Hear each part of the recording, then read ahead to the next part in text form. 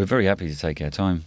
Both, really. We're purists as well. You know, we like to get the job done properly. You know, perfectionists, I think we are. You know, we can't put something out which is half decent. We have to do it sort of 100%. You've got Steve Hall at Junior Boys Own occasionally pointing to the clock, going, "It's 2012, lads. The second single hasn't come out yet." But apart from that, we're pretty much given free rein to make the record that we want to make in the time that we want to make it.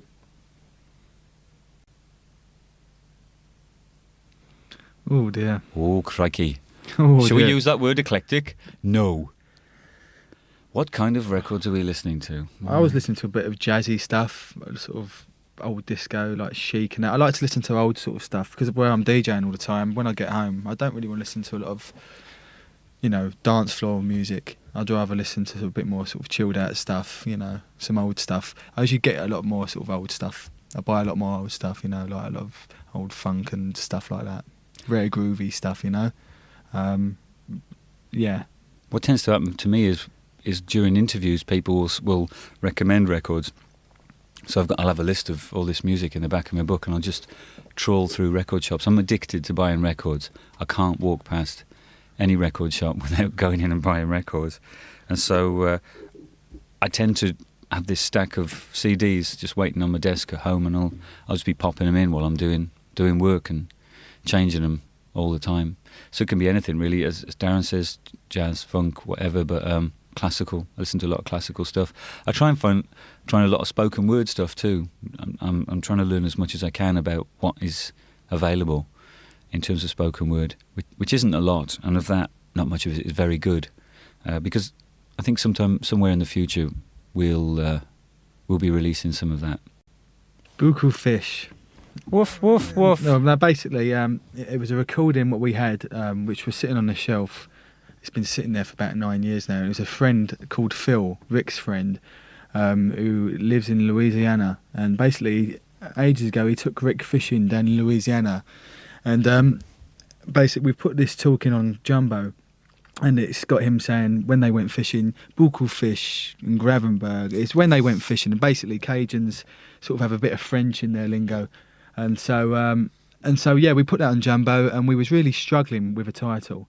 You know, we was trying too hard, and we needed it yesterday. And so, basically, we just had to sort of have a listen to the album, and Beaucoup Fish sort of come up, and it made sense to use that, really. Our to cut a story short.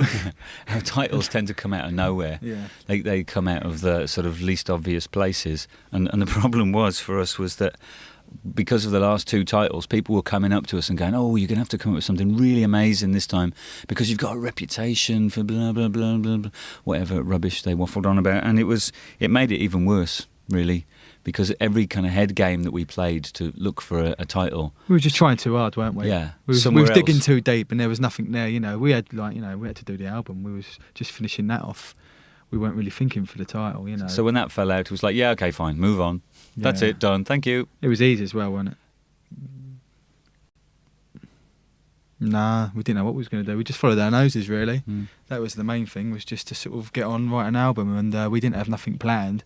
We just sort of got in our studios, got together and just carried on writing. And, Mona itself wasn't even a contender for the album, because it's not something that we kind of feel that inclined to do, is include something that's already been released between the albums. That's why Born Slippy was never on the record, was never on Second Toughest. But it just felt right that way, right at the last minute, even the night before the cut. The record wasn't sounding like that. We worked for weeks and weeks on different running orders and different combinations of tracks, that some of which didn't make the album, some of which were beautiful, but just they didn't feel right in that combination. That was the only combination that felt right to us.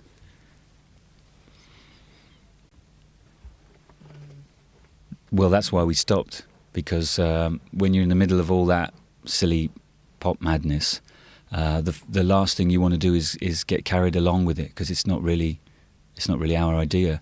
I think a lot of people expect you to do that, you know, and that's not us, though, is it? We just don't want to do that. We weren't going to do another Born Slippy. You can't become somebody else's idea of what you are, because as soon as you do that, you become a caricature, and then it's all over. So for us, the main thing was to take a break and get as far away from that as possible.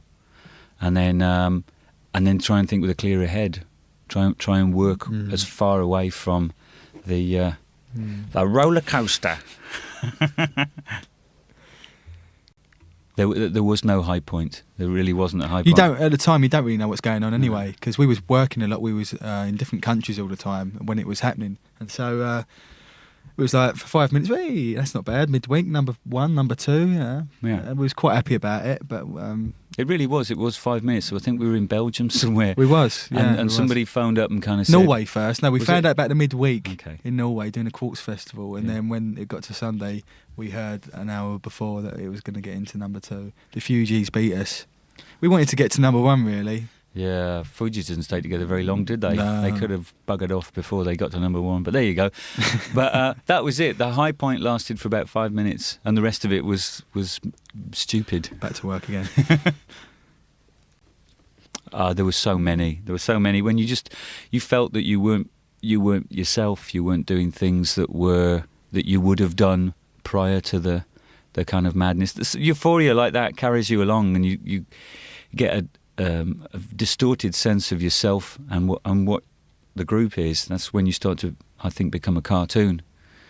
So it was important to finish the year, do the shows that we were dedicated to doing, and then chill out, get away from each other. Yeah. See you later on. I'll see you in 3 months' time, Cole.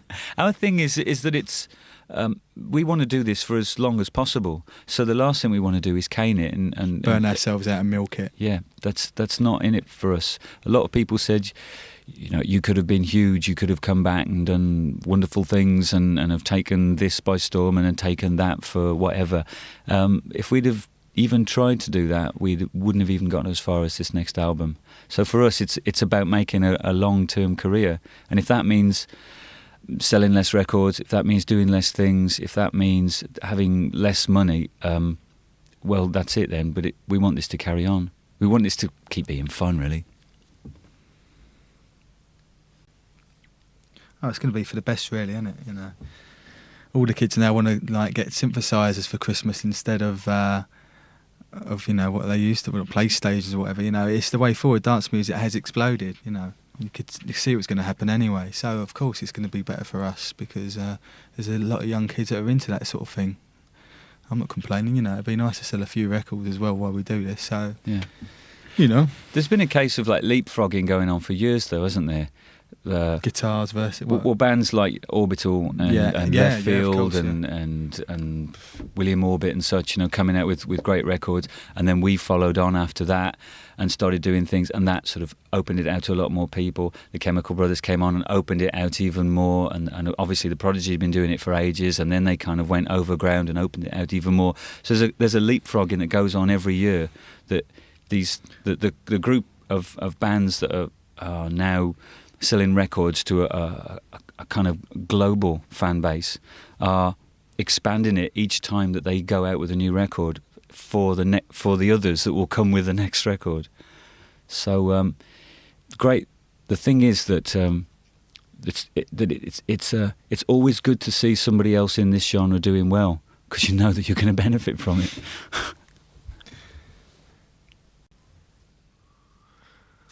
Fantastic. They've been really good as it goes. Did you say the gigs?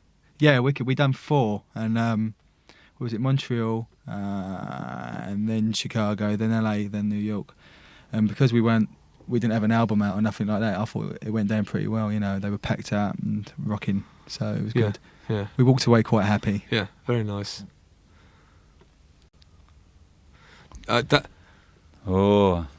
No, breaking a country, that's a dirty word. What do you break a country for? I think it'd be a bonus if it happens, to sell a few records out there, because we'll make a bit more money. Breaking countries is old school, though, isn't it, really? We want to go out there and have as much fun as possible, sell as many records as possible, tune as many people on as possible, and then come home as soon as possible and be in the garden. Yeah. We're not that sort of business type, music biz type band, really never have been, actually, not, and it doesn't sit very well, really. That's the idea of, we're making a tidy living, thank you very much, and if we continue to do that, that's very nice. But as far as anything else goes, Trouble is when people talk as well about breaking countries, you know, you got to go do a lot of work. That's not on the cards. We expect all the dance bands to do that for us. Yeah, that's what we were saying earlier. I think that's for the new techno Bruce Springsteen. No, not at all. This is bizarre. I've just come from another interview where we talked about something similar, and actually the idea of being even notorious or recognised really frightens me. It's nice to walk down the street without no one knowing you. Going shopping down Tesco's, which is quite nice. Yeah. So you got your club card there, I've got Darren? a club card in my hand, yeah. Nice. And I've got a Costco one. How many points you got in the club card? I better not say this because this is sort of advertising, isn't it? Yeah, don't want to do any You advertising. better bleep that bit out, I'm sorry. Cool. There you go.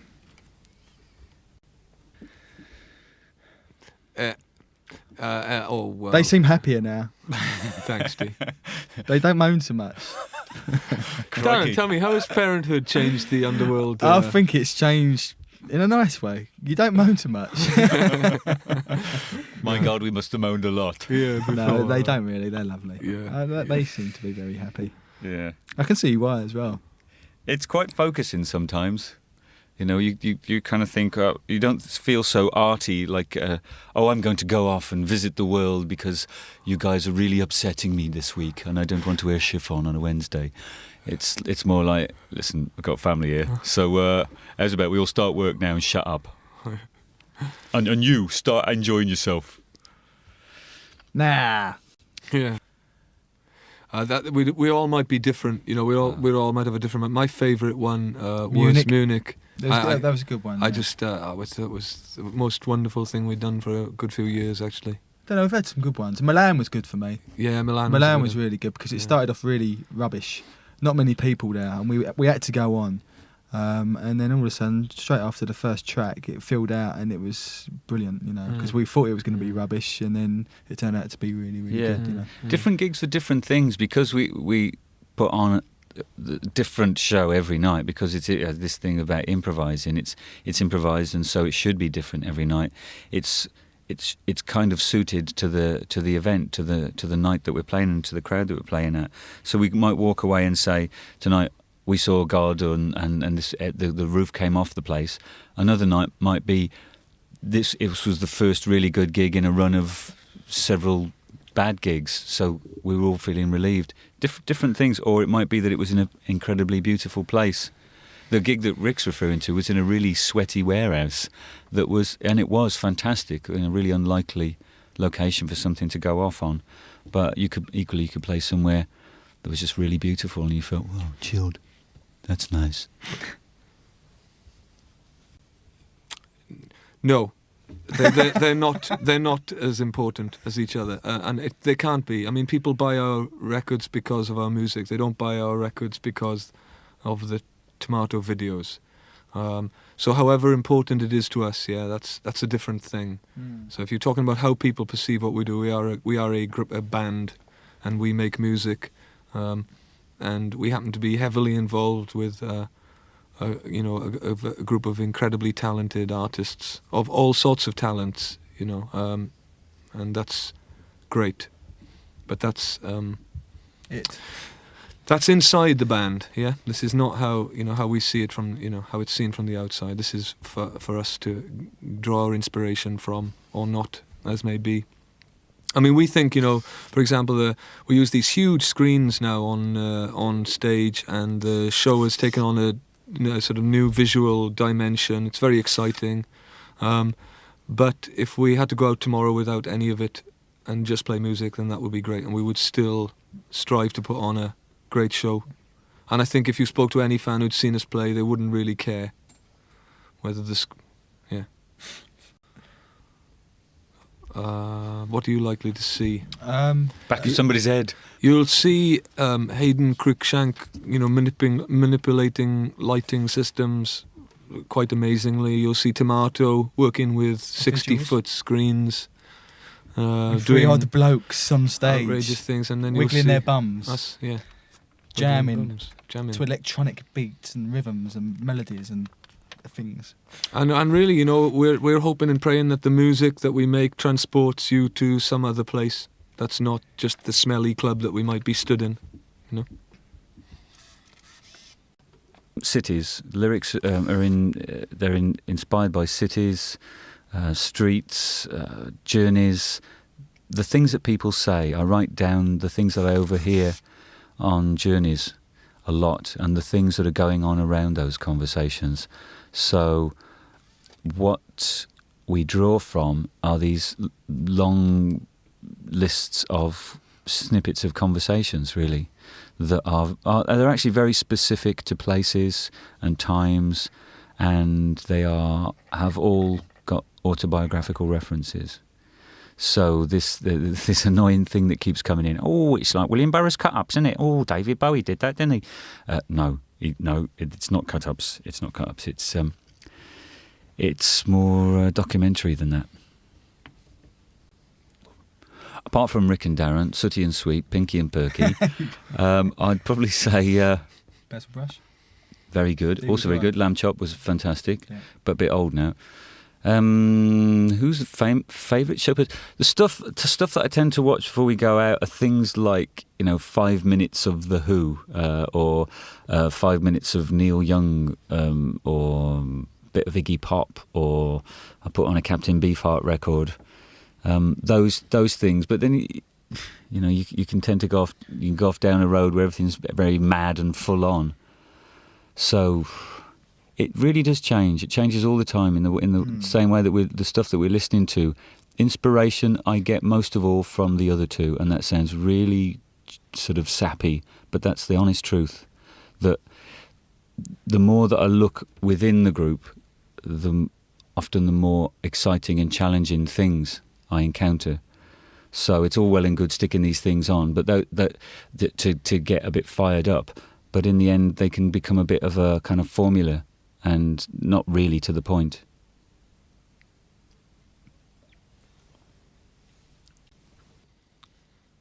I think the album has bits of techno on there, but I think also it has different styles of music on there. It's not just a lot of people say we're a techno band. I think maybe because we play a bit more harder when we play live. But I think if you listen to the album, it's got loads of different sort of vibes on there, different flavours, So I don't know. I think it'd be fine. I think it'd fit in fine. I don't know if it comes across on the album, but certainly we were aware of the changes that were going on in dance music, that house music was having a resurgence, that the music was more about fun and the things that got us into dance music in the first place, rather than about boys in bedrooms twiddling their knobs.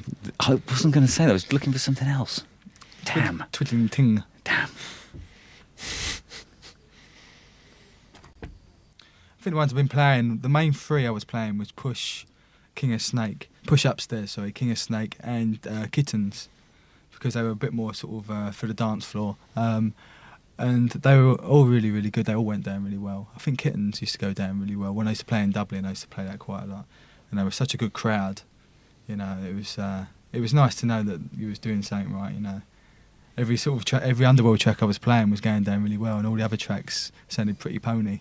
So it was quite nice. I walked away like, we're doing a good job then,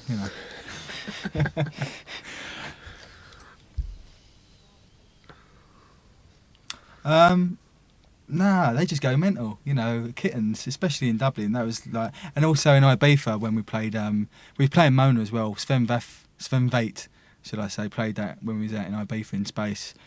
And the reaction there was really good as well. Also in New York when I played it out there, that was one of the main reasons why I had to say to the boys, we've got to put Mona on the album, because the response was that good, So yeah, it's just nice to see. It's a good buzz, Top buzz. Governor. Top buzz, mate. Is there a fly in here?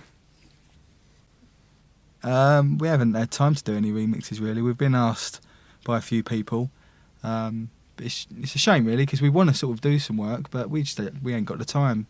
We're off to Australia next week, and we're doing this and that and doing loads of press, and it's just silly to put more work on we'd kill ourselves really if we had to do any mixes. But I think I'm dead. Yeah, we will eventually do some. The last one we was asked to do was the Manic Street Preachers. Rick's going mouldy. And he stinks a bit, doesn't he?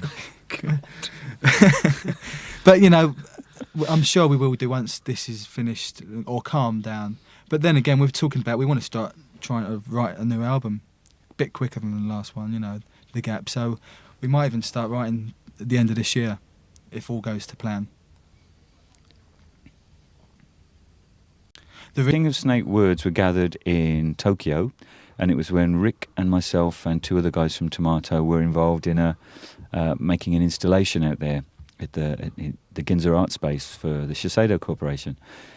While we were out there, I was writing a lot of words for this album and the installation, which involved a kind of glass maze on which the words were printed. And this was one of the nights out where we bumped into a very interesting old geezer who told us about the things that he'd got up to in his youth. And one of the stories that came out was the kind of hedonistic weekends gambling with his friends. It was a horrific story, but I kind of as a metaphor for how things can go horribly wrong, as Born Slippy was.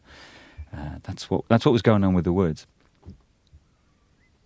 Oh, it got a bit heavy then, didn't it? Maybe that's maybe the truth. I think that's a long conversation and a kind of one that might involve opening up a few too many cupboards.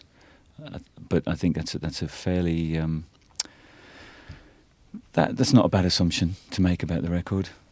It's a funny thing talking about albums, you know. I mean, it's like we can all relate to, you know, where you go, oh, remember when I was 15 and we did that. When you're talking with some friends who you were 15 with, you know, oh yeah, we did that, and then when you were 20, you did that, and somehow in retrospect, all these things become, you know, clearer, and the record will take its place, you know, in time and mean different things to different people, you know, and that's what's sort of beautiful about making music, really.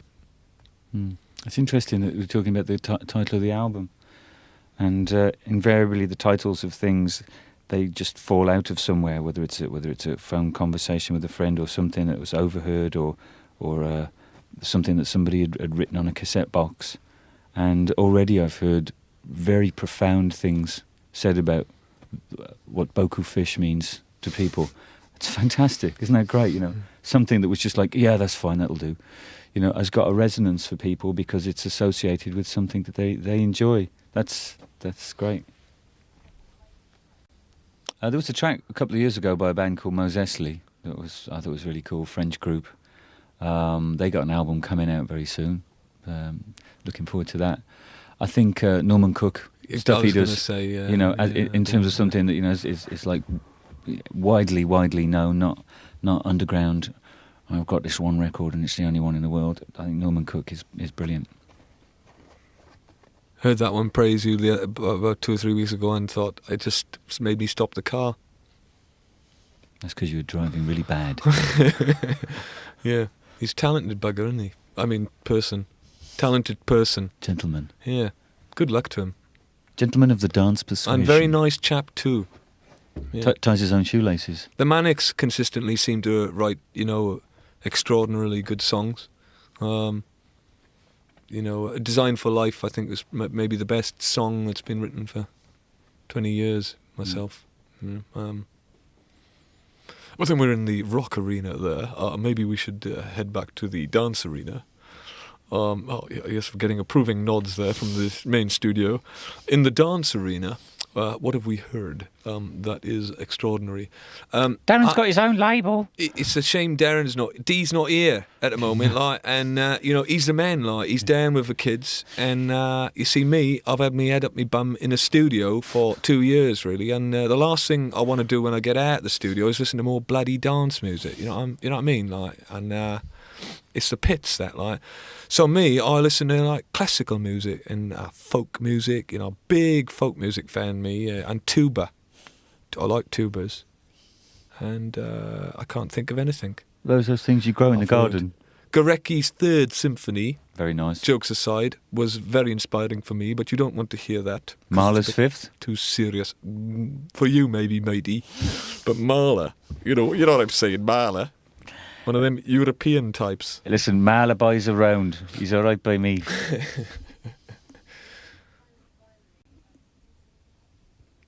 No. I went to a crochet club last week, but it was a bit quiet.